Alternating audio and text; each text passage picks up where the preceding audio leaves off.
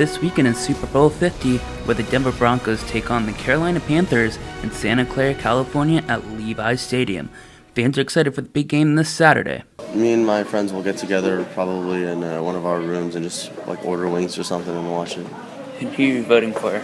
The Panthers. Just hanging at my parents' house. Not really a party. And who are you rooting for? I kind of want the Broncos to win. But there are some people who aren't interested in this weekend's game. Are you going to be watching the Super Bowl this weekend? No, I don't care, yeah. You could be going to any parties at all? Probably not. People are planning parties and get-togethers all over the United States, and with social events for major events such as the Super Bowl comes the revenue from many companies and private investors. The commercials for this year's Super Bowl will cost a whopping $5 million for a 30-second commercial, and the total advertising revenue could top up to $400 million.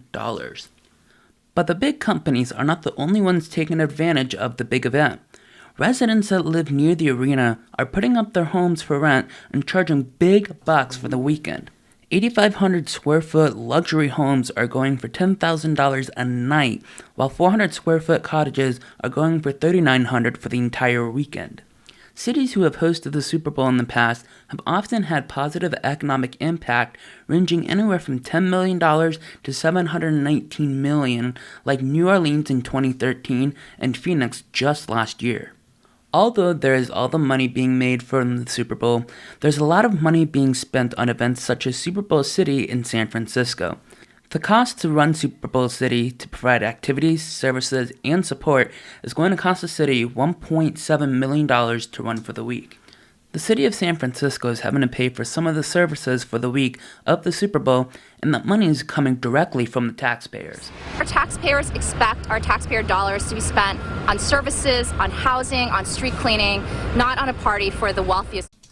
In a memo published by the Super Bowl committee, they wrote, if San Francisco's direct local tax revenues are similar to those noted above, they are expected to more than offset any local expenditures on events. Most people do not realize that there are two cities involved in this year's Super Bowl activities, San Francisco and Santa Clara.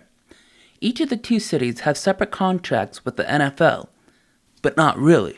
San Francisco agreed to work with the NFL, but there never was a written contract or public review to get back the estimated $5.3 million that would be spent to help assist in the Super Bowl.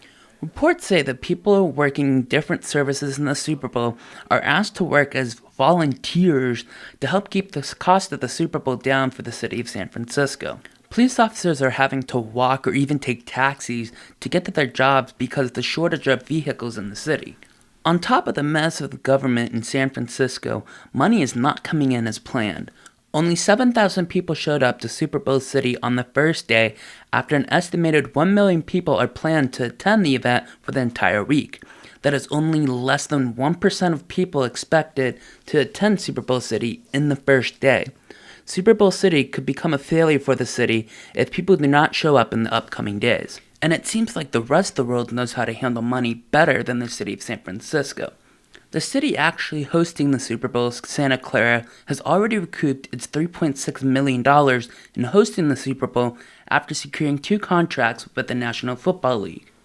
During the Super Bowl, it is known that many people have parties buying all kinds of food, decorations, and team apparel. And according to the National Retail Foundation, out of the 43.3 million fans watching the Super Bowl, fans will spend an average of $82.19, up $4.31 from last year, with a total of $15.5 billion spent on this year's Super Bowl.